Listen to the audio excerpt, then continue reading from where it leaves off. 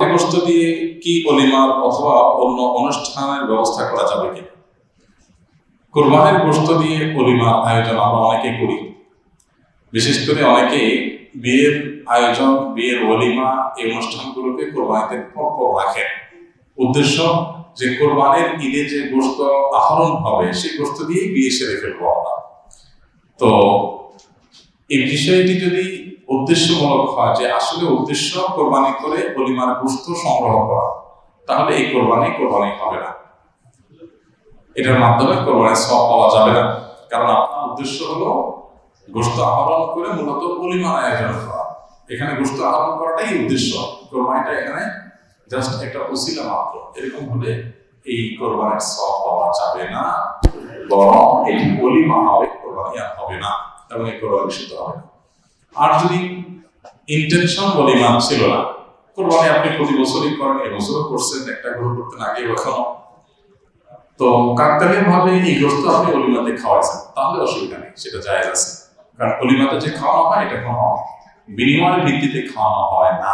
অবশ্য আজকাল বিয়ের অলিমার অনুষ্ঠানে যে পরিমাণ চাঁদাবাজি হয়, উপহার নেওয়াটা ব্যাপার হয়, এখানে খাওয়াইলে সেই খাওয়ানোটাকে আল্লাহর জন্য খাওয়ানো হইলো নাকি উপহারের জন্য খাওয়ানো হইলো, এটা কি কোরবানির গোশত বিক্রি করলে যে গুনাহ হয়, এটা কি তার আওতায় পড়বে কিনা, এটা বড় প্রশ্নের বিষয়। যদি কোনো ইন্টেনশন থাকে তাহলে এটা নিয়েও প্রশ্ন দেখা দিবে। এমনিতে কোরবানি করছেন, কোনো উদ্দেশ্য ছিল না, এরপরে সেই গোশত অলিমা মেহমানদেরকে খাওয়াইছে, সেটা মোটা দাগে জায়েজ আছে। আর আগে থেকে প্ল্যান যদি থাকে যে অলিমাটাই উদ্দেশ্য, তাহলে কোরবানি সওয়াব পাওয়া যাবে না।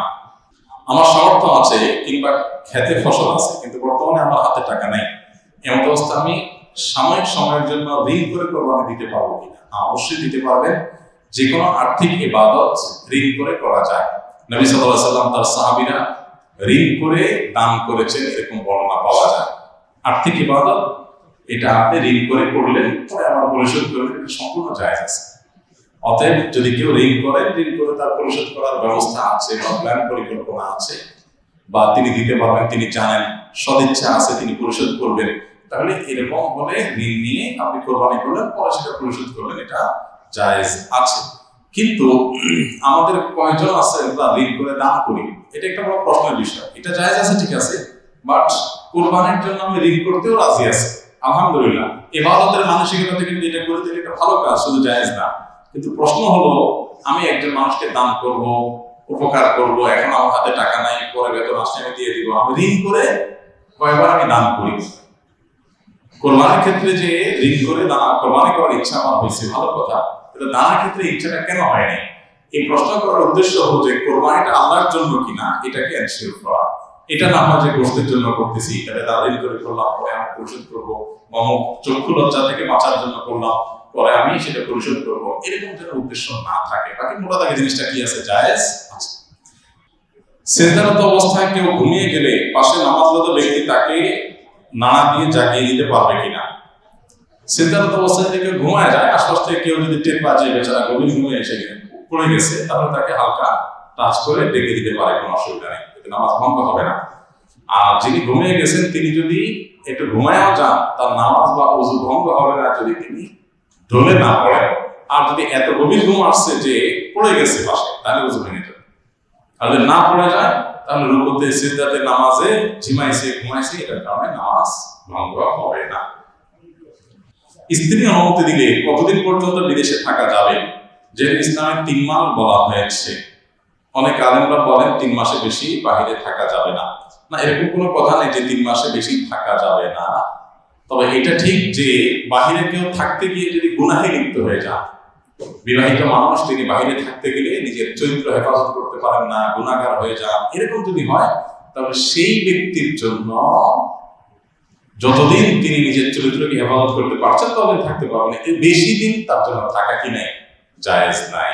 কারণ এর বেশি দিন যদি তিনি থাকেন, তাহলে সেক্ষেত্রে তার চরিত্র নষ্ট হবে, তার আখলাক নষ্ট হবে, তিনি জিনাহে লিপ্ত হবেন, তিনি গুনাহে লিপ্ত হবেন, তিনি মাস্টারবেশন লিপ্ত হতে পারেন। এরকম যদি আশঙ্কা থাকে, তাহলে তার জন্য বিদেশে দীর্ঘদিন থাকা জায়েজ নাই। সেটা হতে পারে 1.5 মাস, সেটা হতে পারে 2 মাস, সেটা হতে পারে 2 বছর। কে কতদিন টিকতে পারছে তারা হয়।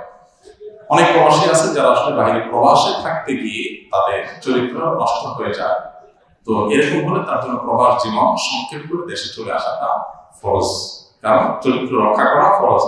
টাকার জন্য চরিত্র নষ্ট করার কোনো সুযোগ নাই, এটা খারাপ পরিষ্কার ভালো। আমি তামজিদ, বয়স 10 বছর। মা বাবার অবাধ্য হলে কি হয়? মা বাবার অবাধ্য হলে শয়তান খুশি হয়। তুমি তামজিদ ছোট মানুষ, শয়তানের সাথে আমাদের লড়াই চলে।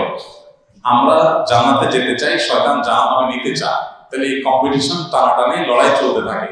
এখন তুমি তোমার মা বাবার সাথে যদি দুর্ব্যবহার করো, রাগারাগি করো, তাহলে খুশি হবে কি? শয়তান। কারণ তুমি শয়তানের দলে গেলে শয়তান তোমাকে জাহান্নামে নিতে পারবে, ক্ষতিগ্রস্ত করতে পারবে, আর দুনিয়াতেও তোমার ক্ষতি হবে। মা বাবা সবসময় সন্তানদের ভালো চান, এজন্য মা বাবা নির্দেশ মানার ভিতরে কল্যাণ আছে। আমাদের আল্লাহ খুশি হন মা বাবার কথা মেনে চললে। মা বাবার কথা মানার ভিতরে মানুষের দুনিয়াতেও লাভ হয়, আল্লাহর কাছে গেলেও লাভ হয়। আর না মানলে তারা ক্ষতিগ্রস্ত হয়। পৃথিবীতে কোনো ছেলে মেয়ে মা বাবার সাথে বেয়াদবি করে, মা বেয়াদবি করে মা বাবার অবাধ্য হয়ে সফল হয়ে গেছে, এরকম দেখানো কঠিন হবে। তবে হাজারো মসজিদ দেখানো যাবে যে মা বাবা বাধ্যগত থেকে বাহ্যিকভাবে কষ্ট হলো, সে চূড়ান্ত সফলতা অর্জন করেছে। যে মা বাবা আমাদের জন্ম দিয়েছেন, কষ্ট করে মানুষ করেছেন, ছোটবেলা থেকে কত কষ্ট আমাদের জন্য করেন, আমার বিবেকের দাবি তার কথা মেনে চলা। তার অবাধ্য হলে সেটা হলো বিবেক বিরুদ্ধ কাজ।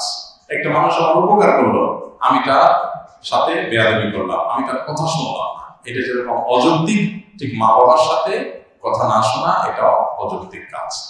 স্ত্রী সহবাসের পর গোসল না করে কোরআন মাজিদের কোনো আয়াত অথবা সূরা তেলাওয়াত করা যাবে কিনা? গোসল ফরজ অবস্থায় কোরআন কারীমের কোনো আয়াত, কোনো সূরা এটা তেলাওয়াত করা যাবে না। জননী ব্যক্তি যার উপরে গোসল ফরজ হয়েছে তাকে বলা হয় এরকম ব্যক্তির উপরে কোরআন নামাজ পড়া যেরকম তার জায়েজ নাই, ঠিক একইভাবে কোরআন কারীমের তেলাওয়াত করাও জায়েজ নাই। এমনিতে অন্য সাধারণ দোয়া, জিকির যেগুলো সেগুলো করতে পারেন এবং দ্রুততম সময় তা ফরজ গোসল করে শেষ করতে হবে। আমি যদি নামাজের সময় সামনে দাঁড়াই, তাহলে আমাকে পিছনে পাঠায় কেন? এটা হয়তো কোনো পিচ্ছি প্রশ্ন করেছে। নামাজের সময় দাঁড়ানোর পর ছোট বাচ্চাদেরকে পেছনে দেওয়া হয়, কারণ এই জন্য নবী করিম সাল্লাল্লাহু আলাইহি ওয়াসাল্লাম শিশুদেরকে পেছনে দাঁড়াতে বলেছেন। বড়দেরকে শ্রদ্ধা করে, সম্মান করে তাদেরকে সামনে দিবে, ছোটরা পেছনে যাবে। এটা ছোটরা বড়দের প্রতি শ্রদ্ধা দেখাবে এবং ছোটরা ছোট হিসেবে তারা পেছনে থাকলে সেটাই সৌন্দর্য। তবে যদি ছোট বাচ্চারা দুষ্টামি করবে পেছনে গেলে, আজকাল বাচ্চারা কয়েকজন মিলে আরো সুবিধা হয় তাদের দুষ্টামি করতে, এরকম যদি হয় তাহলে সেক্ষেত্রে তাদেরকে সামনে এবং বড়দের সাথে কাতারে ফাঁকে ঢুকানোতে কোনো অসুবিধা নাই। এই যে বাচ্চা প্রশ্ন করেছে, এই প্রশ্নটা একেবারে অমূলক না বা হাস্যকর প্রশ্ন না, একটা যৌক্তিক গ্রাউন্ড আছে। অনেক জায়গায়, অনেক মসজিদে আছে, কিছু কিছু মুরব্বী আছে মসজিদে পোলাপনের সাথে শেষরার মতো আচরণ করে, খুব বাজে ব্যবহার করে। এই মুরব্বীরা ইসলাম শিখে নাই। মসজিদে আসছেন আপনি বাচ্চার সাথে দুর্ব্যবহার করার জন্য, আপনাকে ইসলাম শিখেছে? নবী করিম সাল্লাল্লাহু আলাইহি ওয়াসাল্লাম সিজদায় গেছেন, কাঁধে তার মেয়ের ঘরের নাতনি যায়েনাব রাদিয়াল্লাহু তাআলা আনহার মেয়ে উমামা রাদিয়াল্লাহু তাআলা আনহা উঠে বসে আছে, লম্বা সময় ধরে বসে আছেন, নামের আর খবর নেই। এদিকে উনি ইমামতি করতেছেন, নামাজ লম্বা হয়ে গেছে। সালাম ফেরানোর পরে সাহাবীরা জিজ্ঞাসা করলেন যে আজকে একটা সিজদায় এত সময় ছিলেন আপনি, আল্লাহ কি বিশেষ করে নির্দেশ আসছে নাকি ওহী আসছে? নবীজি বললেন এর কিছুই ঘটে নাই, যেটা ঘটছে সেটা হলো আমার নাতনি আমার গাড়ি উঠে বসছে। এখন সে যেহেতু বসছে, তার স্বাদ পূরণ করার আগ পর্যন্ত আমি তো উঠতে পারি না। আমরা হলে কি করতাম? হাত দিয়ে টেনে নাতনি নামাইতাম, এরপরে বাসায় যা মেয়েরে বলতাম যে তোমরা বাচ্চাদের টাইম মতো ধরে রাখতে পারো না, এতগুলো মানুষের সামনে আমি ইমামতি করছি, আমার ডিস্টার্ব হয়ে গেছে। আর মসজিদ কমিটির লোকজন এবং মসজিদের মুসল্লিরা বলতো হুজুর এটা কোনো কথা? আপনার নাতিন এসে নামাজে আপনার গাড়ি উঠে বসে আছে, এরকম হুজুর রাখা উচিত না। মসজিদে বাচ্চাদের ডিস্টার্বটাকে ইতিবাচক ভাবে নেওয়া, এটাকে এনজয় করার মানসিকতা তৈরি করতে হবে। আবার এর মানে এই না যে 1.5 বছর 2 বছরের বাচ্চা এনে পেশাব করে থাকবে মসজিদে, ওইটা বলি নাই। যে বাচ্চা নামাজ বুঝে 5 বছর 6 বছর 4 বছর বাবার সাথে দাদার সাথে আসবে, একটু উত্তাপাটা করবে, একটু ডিস্টার্ব করবে, এগুলো সহ্য করার মতো মানসিকতা থাকতে হবে। যে সমস্ত মুরব্বীরা এই সমস্ত পোলাপানরা এই যে পিছনে কাতারে যেতে বললেও সুন্দর করে বুঝিয়ে বলবে যে তোমরা ছোটরা পিছনে একসাথে দাঁড়ালে সুন্দর হয়, সেটা না করে আপনাদের বলছে এই গাছ ধরে ভয় করবে পেছনে দেন। সেটা চিন্তা করতেছে হ্যাঁ আমি কোথায় আসলাম, সব দেখি দুরাচরণকারী, সব দেখি বেয়াদব কিসিমের মানুষ। এই বাচ্চা এখান থেকে মসজিদে আসাই বন্ধ করে দিল, যে মসজিদে আসার জায়গা ফালতু মানুষদের জায়গায়। এগুলো করবেন না আল্লাহর ওয়াস্তে কেউ। আচ্ছা, এরপর প্রশ্ন হলো